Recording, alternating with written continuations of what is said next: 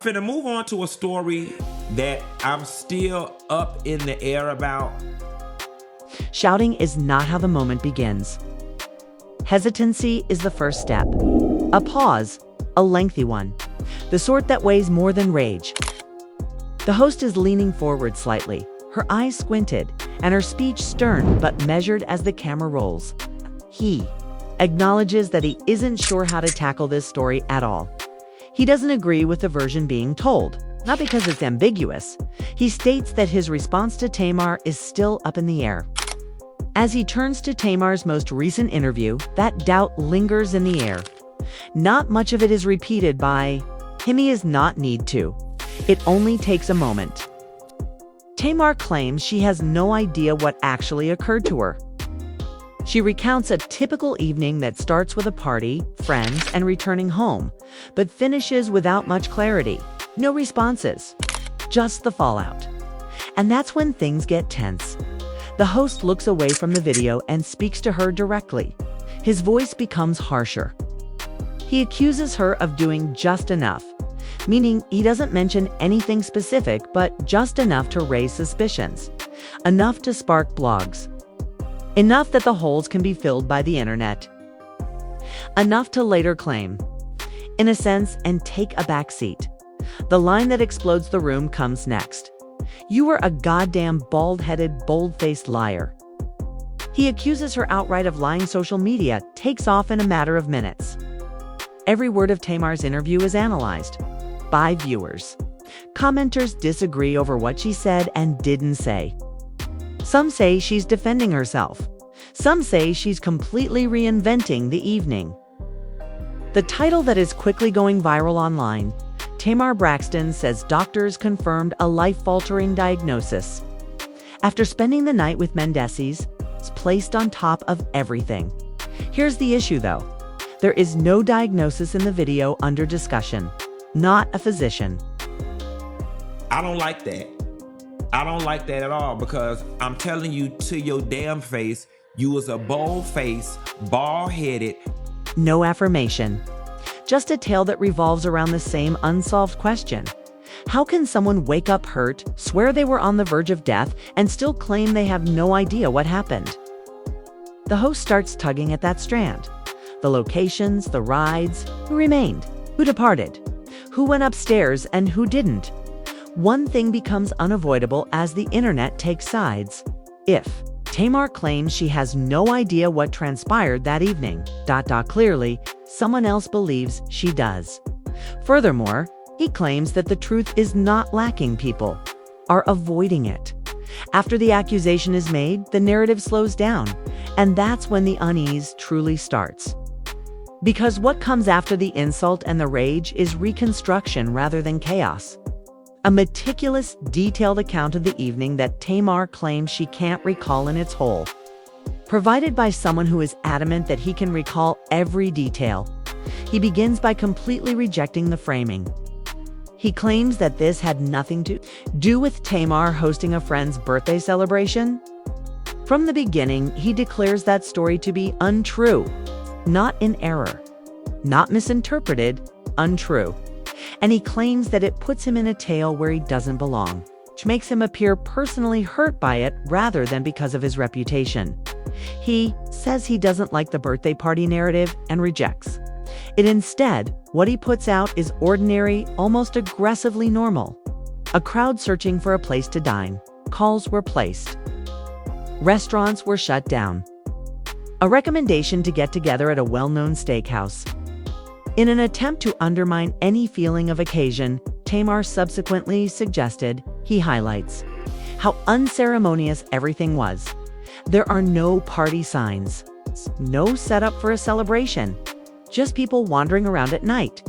He sets himself up there, Tamar so. Then it is stated that Mendeecees unexpectedly enters the room with another person.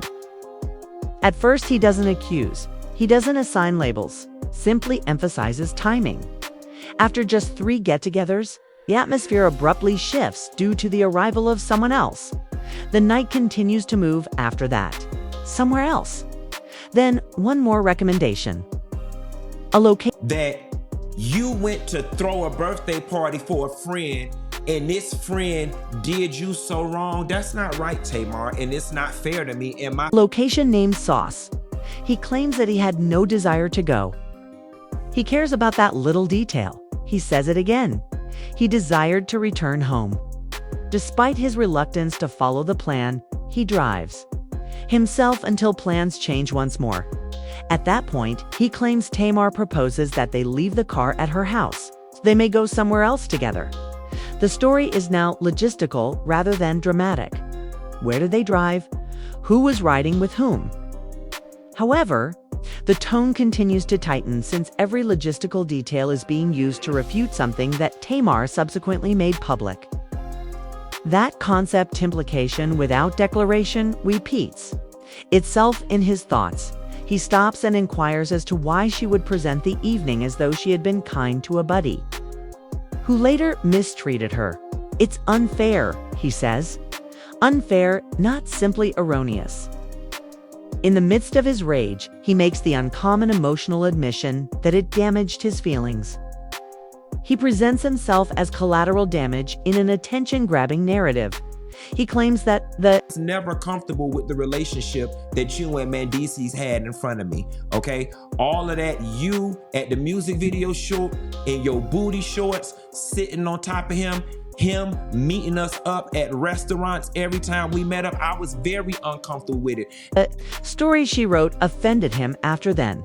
The discourse switches from timeline to motive. He claims that Tamar enjoys disruption on the internet. About Russia. When we got back to her house, because after her and Mendeecees got through kissing in the back of that goddamn car, I figured they wanted to be up there privately. That is why when we got dropped off at Tamar's house, I did not go upstairs. I got in my damn car and went home because you was sitting on his lap in that goddamn Uber and y'all ass was kissing, okay? To confuse people on social media about being able to express just enough to ignite blogs without being constrained by details. That's the pattern, he says. He brings up Tamar's allegation that she nearly died after waking up in a pool of blood, which became the focal point of the online outcry. Although he doesn't play the video again, he makes clear reference to it. He then compares it to something else she mentioned, which was that she turned down a call for an ambulance from someone at home. He believes that the two things are incompatible. Why turn down emergency assistance if someone was on the verge of death? He says it doesn't prove anything. It implies something different, he claims. The internet quickly filled in the gaps between almost died and no ambulance. At this point, Tamar and Mendeecees' romance becomes the main focus. The presenter acknowledges something he claims to have kept to himself for a long time. He was never at ease with their interactions in front of him. He talks about times when he felt uncomfortable, public intimacy, physical acquaintance. Recurring gatherings, he expresses discomfort in their relationship. He emphasizes that Tamar's public reopening of the story is the only reason he is sharing it today. And he ceases to defend anyone after that. He describes returning to Tamar's house via automobile. He claims that she was perched on Mendeecees' lap. They were kissing, he claims. He claims that it caused him great discomfort. He uses that discomfort as the main justification for what he did that evening. Tama did not go upstairs when they got to his residence. He claims that afterward, he was questioned about it and accused of being a lousy friend. He gives a direct response, because he thought Tamar and Mendeecees desired privacy. He refrained from going upstairs. He then got into his car and drove home. He gives an explanation for not going upstairs. The story takes a drastic turn at this point because he makes it obvious that he left. He remained. Furthermore, he claims that only Tamar Mendeecees and Mendeecees' acquaintance are aware of what transpired inside that residence. He makes no claim to be aware of what transpired. He makes the opposite claim. He maintains that he doesn't know. However, he also maintains that those who went upstairs should be the ones to know, and that's where he gets most frustrated. He wonders how Tamar can claim total ignorance of what transpired in her own home while being so confident about sneaking around, evading detection, and coordinating actions. He presents it as memory that is selective. Uncertainty is convenient. Viewers on the internet take advantage of this discrepancy. Sections of comments divide instantaneously. Some claim that trauma can cause memory impairment. The gaps feel deliberate, according to some. Additionally, the headline claims of medical confirmation diagnoses and irreparable consequences is circulating more quickly than the video itself. However, none of that is there in the actual transcript under discussion. The doctor doesn't say anything. There is no test result displayed. There is no specific diagnosis. Instead, there is criticism, bitterness, and a call for responsibility not from the internet, but from Tamar herself. He makes an awkward concession at the end of this stretch. He is aware that speaking in this manner makes him appear untidy. He is aware that he will be accused of holding off on telling her. If it means rectifying what he believes to be a false narrative, he is willing to accept that name, because in his view, mystery isn't the true problem. Narrative control is what it is, and in his opinion, Tamar lost control of things the instant. She pointed the finger at everyone else and declared she had no idea what had transpired. The entire narrative changes from conjecture to accountability. Once it is established who went upstairs and who didn't.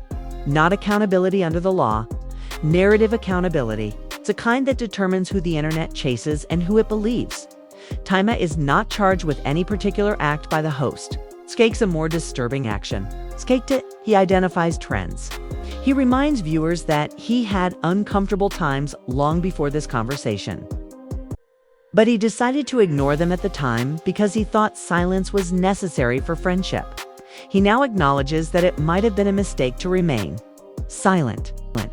He goes over how frequently Mendeecees showed up on nights out. Never once. Not by chance, repeatedly. Eateries, setups for music videos, social areas where closeness wasn't subtle. This lady to leave me alone. But you not finna sit your triple This wasn't just one odd evening, he said. Everyone in their immediate vicinity was aware of the ongoing dynamic, but they chose not to address it. He then discusses the incident that caused the public to turn against him. The internet instantly began looking for someone to blame. When Tamar went online and said she woke up hurt, disoriented, and almost dead, he claims to have seen it happen in real time. He observed others, assuming he was more knowledgeable than he actually was. He observed a growing number of comments asking for detailed explanations from him. He claims that he remained silent because he was really unaware of what had happened to her. He departed. He returned home. That was the reality. However, the speculations grew stronger the longer he remained silent, he claims. He was unaware that people were waiting for him to explain what had transpired. He was troubled by more than just the charge. The imbalance was the... She went out and said she almost died. I had 7,000 people waiting in the doggone thing because they knew we were together the night before and they were just waiting for me to tell what happened. And I said, I don't know what happened to the lady. That's the cause. He claims that Tamar went online and disseminated fragments enough to imply danger and wrongdoing without ever making it clear who was truly with her at the time of the incident. The outcome was expected. By omission, everyone else became suspects. He publicly questions the reasoning. Wouldn't the first thing to do if someone actually woke up hurt and didn't know why? And what y'all don't know, what you know now is the reason why I was referring to her so dismissively is police call. Look for solutions. Make inquiries. Rather, months went by. Interviews took place. Stories changed throughout time. However, the main query was left unanswered. Why not do some research before you speak? This section revolves around that question since it is the point at where skepticism and sympathy meet. Tamar's supporters contend that trauma defies reason. Behavior is altered by shock. People are silenced by fear. Others, however, note that Tamar didn't hesitate to publicize the incident on social media. The only thing that was off bounds was the cause. That discrepancy is taken personally by the host. He claims that he was the collateral damage because of the manner she presented the story. He turned into the messy friend who ought to have shielded her, the person who let her down. The individual who stayed with her that evening, however, was hardly mentioned at all. Here, he makes a startling confession. Kay claims that because of his later remarks about her, Kay was aware that others would eventually accuse him of being nasty, contemptuous, and even misogynistic. He acknowledges that critique, but maintains that context is important. He justifies his disparaging remarks about her. He claimed that certainty was the source of his detachment, its assurance that she had not experienced anything disastrous that evening, at least not as the internet was portraying it. He acknowledges that she was hurt. He disputes the mystery that surrounds it. He believed that mystery was fabricated. The talk becomes gloomy at that point. He discusses the medical aspect of recovery rather than diagnoses or test findings. He brings up a video that someone else uploaded that purports to depict Tamar's wounds. He describes it as untrue. Claims that no one who has had such severe trauma recovers so rapidly. He doesn't mention doctors once again. He refers to common sense. Depending on their allegiance, the kind viewers either embrace or reject. Here, the audience's response breaks down even more. He is accused by several viewers of downplaying her suffering. Tamar is accused of hyperbole by others. When public personalities clash, the remarks become a referendum on both what transpired and who is in charge of the facts. The title, which is spreading more quickly than the facts, looms over everything. Assertions of verified diagnoses, claims made by medical professionals, assertions of lasting effects associated with the evening. None of that can be seen in the actual video being analyzed. Instead, there's anger about uninvited media storms. He claims that Tamar shouldn't be able to abruptly drag others into upheaval and then hide behind ambiguity. Instead of framing it as a moral transgression, he frames it as a boundary infringement. Here, he acknowledges something different, something more subdued yet revealing. He claims that long before this interview, he requested Tamar to leave him alone, to cease making oblique references to him. Must cease provoking discussions that she had no intention of concluding. He claims that she disregarded the request. He claims he told her to go away. He claims that he finally spoke because of that rejection, not to reveal her, not to keep himself safe. However, he wants to rectify a version of events that he feels was purposefully false. Additionally, he briefly turns his attention to Yandi, the one person he claims actually suffered as a result of everything. He makes it clear that she was the only one who acted improperly in the circumstance. He doesn't grow. He is not a dramatist. Given everything that has already been stated, he leaves at their stark, unresolved point that weighs heavily. That line causes another uproar on the internet. He is accused of deflection by some. Tamar is accused of being careless by others. Others charge the blogs themselves with confirming implications. One thing is evident as this part comes to an end. The goal is not to demonstrate what transpired upstairs. It's about who profited from keeping it a secret and whether the truth fits or not. The internet will continue to fill in the gaps as long as they exist. By the time this section of the remark takes place, the discussion has become chilly rather than emotionally charged, under control, nearly forensic. The host is no longer shouting. He challenges the audience to observe how the pieces fit together. By placing them on a table, he discusses how the internet instantly determined the plot of this story before determining what actually transpired. Tamar's public remarks solidified the story. Harm, enigma, near-death speech. Clarity would have slowed the emotional payoff. Therefore, viewers didn't wait for it. He claims that instead of leaving the people with unresolved questions, it answers them. And those replies become unchangeable once they are filled. He talks about seeing the narrative develop in real time. Was worried at first, then empathy, then indignation, and lastly, a charge. Accusations are aimed at proximity rather than truth. The person who was most socially close to Tamar developed suspicions. The one who spoke less was found guilty. Anyone who attempted to rectify the framing turned harsh. He claims that restraint is not rewarded on the internet. It penalizes it. This is why, in his opinion, Tamar's claim that "I don't know what happened" turned into a shield rather than an inquiry. The audience was able to project whatever emotions made the most sense to them. That meant trauma to some, conspiracy for others, cover-up for others. And Tamar never had to explain who was there when things went awry. The host notes that this was not a singular media event. Tamar vanished without saying anything. She conducted interviews. She made an oblique reference to the evening. She didn't ground the story. Instead, she let it breathe. The pattern of aftermath without cause was replicated each time. He contends that when other people are drawn into the blast radius, shock does not justify narrative negligence, particularly when those individuals specifically requested to be excluded from it. He reminds viewers that he made an explicit request for distance, not in private. Whatever this was turning into, he did not want to be involved. Nevertheless, his name remained attached. He describes the mechanism of that attachment. Tamar never made a clear accusation against him. She didn't have to. She benefited from the ambiguity. The audience instinctively looked backward through the night in search of culprits.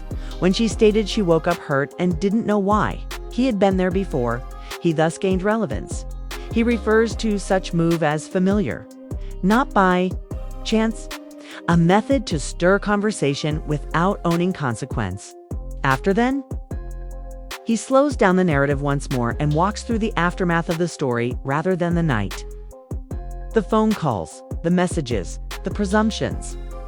People were asking him for explanations, but he had none. He was accused of being frigid since he didn't openly show care. People concluded that he was concealing something since he refused to comply. He claims that's when he knew silence was no longer impartial. Silence is not seen as restraint on the internet. It sees it as a sign of guilt. He acknowledges that this insight was the driving force behind his direct, irate, and unrepentant speech. He was aware that the tone would make him less sympathetic. That was a trade-off he accepted, because pity had already faded from his viewpoint. Record was what was important now. He wanted his departure to be documented.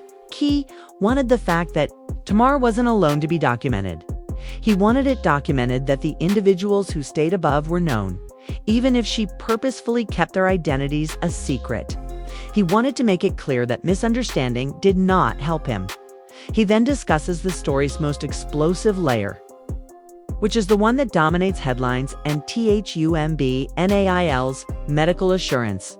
He doesn't claim that Tamar is lying about her health. He doesn't claim that she wasn't given care. More specifically, he states he alerts the audience to the dangers of that stacking. Everything else loses significance as soon as the term confirmed is used. Evidence is surpassed by emotion. Additionally, the audience clarifies things for the main character, saving them from having to do so. He says Tamar is more aware of this than other people. She has enough experience with media cycles to understand how rumors gain traction. How easily, I don't know, becomes, "They did this to me?" How quickly suggested becomes said. Because of this, he believes that what transpired upstairs is not the true source of conflict. It concerns who assumed accountability for the subsequent course of the narrative. He admits that some viewers would hear what he says and interpret it as resentment. He doesn't resist that response since he expects it. Rather, he rephrases the query. Why wasn't it urgent to find out whether Tamar really didn't know what had happened? Why didn't any research be done before the interviews? Why didn't we try to put an end to conjecture before it became a fact? Why claim perplexity while letting others take the blame? He doesn't respond to their queries. He lets them dangle. For him, the answer lies in the lack of answers.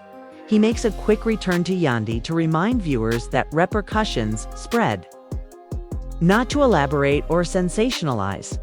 A story doesn't live in a vacuum, even if it focuses on the suffering of a single individual. Unions, friendships, a reputation. Whether they agree to it or not, they are all affected, and for that reason, he claims. It is impossible to limit this scenario to sides. This has nothing to do with believing Tamar or him. It's about realizing that once narratives leave private places, they are engineered. How ambiguity turns into a useful tool. How anger turns into money. And how, when the emotional reward is high enough, the truth becomes optional.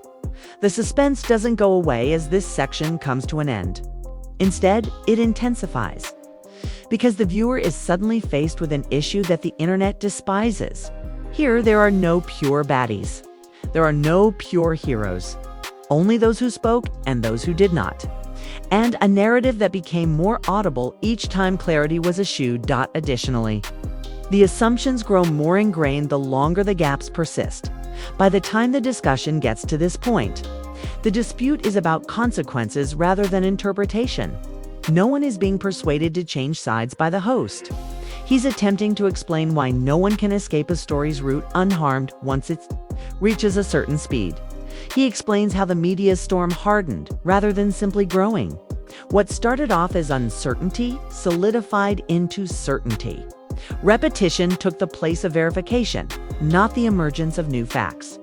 The headlines repeated themselves. Commenters referenced one another. Their own reflections were the source of rumors. Eventually, the narrative shifted from what was said to what people believed to be true. He claims that's where the actual harm happened. He contends that Tamar's inability to provide clarification was now active rather than neutral. Silence became permission rather than self-defense. Blogs are allowed to conjecture. Viewers are allowed to place blame. Permission for stories to be created without her signature. He tells the audience that he never claimed to be aware of what transpired upstairs. That blank was never filled in by him. Tamar was never accused by him of lying about being harmed. He disagreed with the notion that once the narrative became public, bewilderment on its own freed guilt. From his point of view, Tamar had an obligation to defend the person she knew would be implicated by omission once she decided to speak up and portray the night as something that had been done to her. She didn't do that, in his opinion. She let the storm to spread. He considers how odd it was to see himself turn into a character in a story he didn't write. How his actions, leaving, going home, choosing distance, were misread as cruelty or indifference. He claims that rather than the truth, what they wanted from him was an emotional show. They wanted him to express his grief in public, validate a narrative he was unaware of, and take on a role that would appease the internet. He declined. And he knows why people were upset by that rejection. Empathy is gauged by visibility. In online environments, being silent is interpreted as rejection. Nuance is viewed as animosity. He claims that ambiguity is consumed by the internet rather than tolerated, and others took advantage of Tamar's uncertainties. He also responds to the charge that his tone made her suffering go away. Here, he gently pushes back with boundaries rather than insults. He maintains that recognizing someone's suffering does not necessitate accepting all the stories that surround it. Giving up reason does not equate to support. Furthermore, friendship does not include taking responsibility for events for which you were not present. He revisits the timeline once more, emphasizing its finality rather than repeating it. He departed. He returned home. Those who stayed were well known. Nevertheless, they were never in the focus of public discourse. It focused on the most accessible target, the blunt speaker, the person who failed to grieve properly.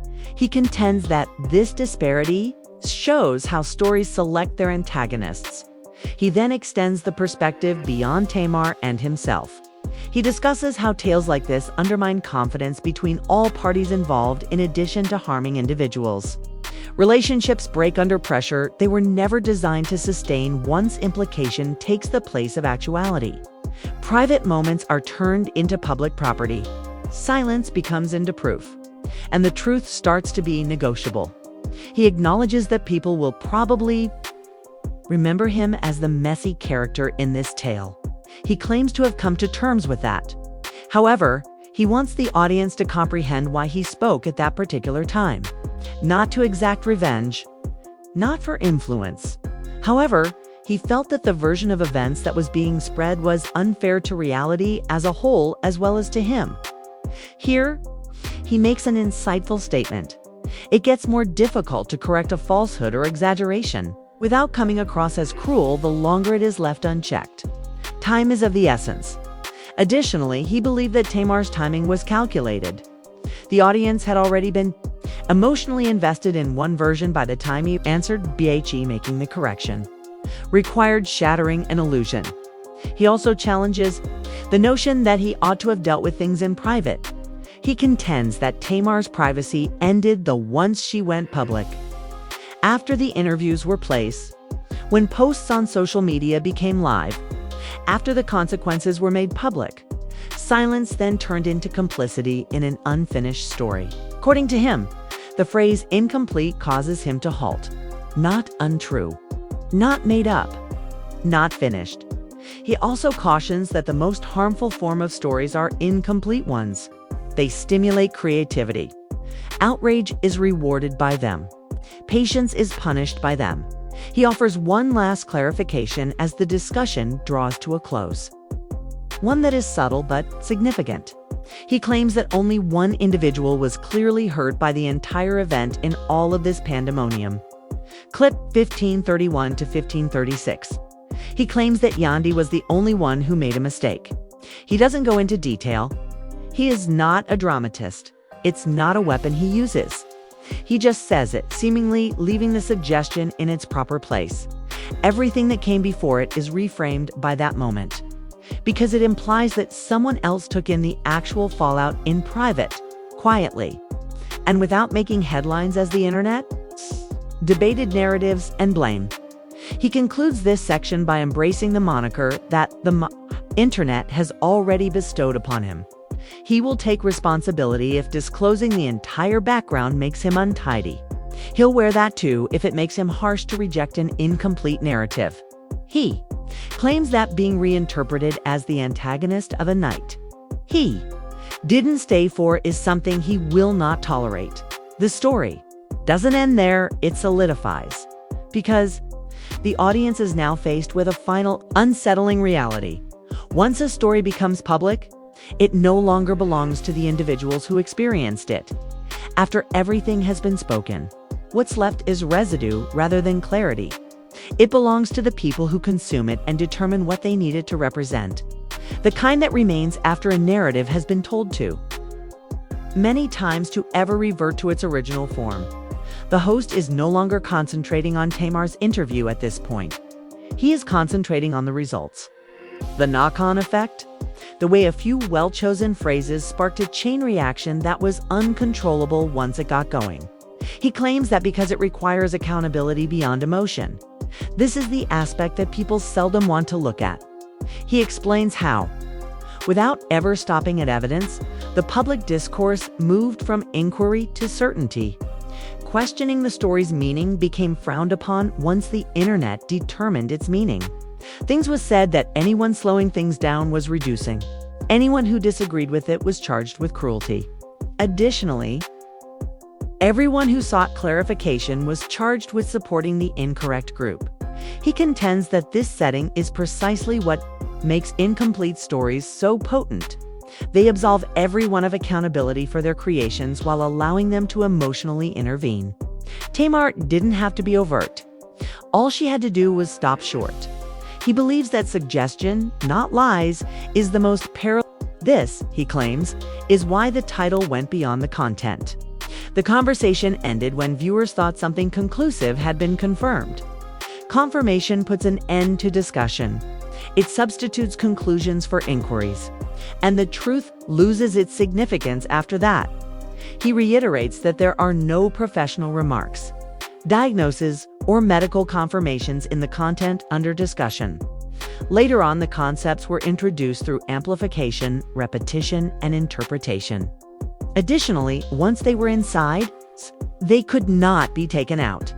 He considers how readily empathy is mistaken for agreement on the internet. It is not necessary to support every narrative that is constructed around someone in order to provide them with emotional support. However, disagreement is viewed as treachery on the internet. People interpret silence as animosity. Additionally, caution is viewed as guilt. He claims that this framework imprisoned him. He refused to take part in a narrative that he was unfamiliar with. Nevertheless, he turned into a character by declining to take part. He was given attributes that he did not assert. One is held accountable for doing improperly while someone else is in pain. He claims that being replaced rather than being misinterpreted was the most annoying aspect. Assumptions took precedence over his actual behavior. He didn't compose the headlines that filtered his speech. And those who never paid attention to what he truly stated assessed his intentions. He contends that this is what occurs when story value triumphs over veracity. The narrative takes precedence over the characters. He also addresses the unsettling fact that some viewers might never change their minds. Walking back from a version of events that individuals have emotionally committed to seems like a loss. It necessitates acknowledging that they might have made snap decisions. Furthermore, rather than revisiting ambiguity, the majority of audiences would prefer to defend a false certainty. He acknowledges the result. He acknowledges that Tamar's suffering will always exceed his objections for a lot of people. He doesn't make an effort to match that. He doesn't beg for pity. He requests constancy. Contradiction must be explained by trauma if it explains perplexity. If ambiguity is comprehensible, it must be applicable to all parties, not just one. Furthermore, since responsibility is important, it cannot end when inquiries start to cause discomfort. He points out that what was eventually exposed, this issue, was not what transpired that evening, but rather the speed at which the public determines who should be protected and who should be scrutinized, who has room to be unaware, and who is penalized for demanding clarity. He claims that the trust was irreversibly damaged by the imbalance. He no longer talks as though a resolution is achievable. The internet will never come to a consensus. No last words to put an end to conjecture. The tale has surpassed its beginnings. Maybe that's the last irony. Millions of others who were not present saw a night that was described as bewildering. The mood at the end of this passage is resigned rather than tense. The host is no longer attempting to rectify the story. He has recorded it. His version is now part of the record. The audience gets to decide what happens next, because truth, no longer advances a tale once it reaches this point. Belief does. At this stage, the narrative requires analysis rather than further accusations. The question now turns to you. Do you think that once a tale is made public, uncertainty absolves accountability? Or do you believe that leaving gaps is a way to exert control? Where does accountability start when someone continues to influence how the night is remembered while claiming they have no idea what happened? In this case, who do you believe the internet judged too hastily? And who was shielded by silence, if anyone? More importantly, do you believe that headlines convey more information than the words themselves? Or do you believe that implication is equally as potent as confirmation?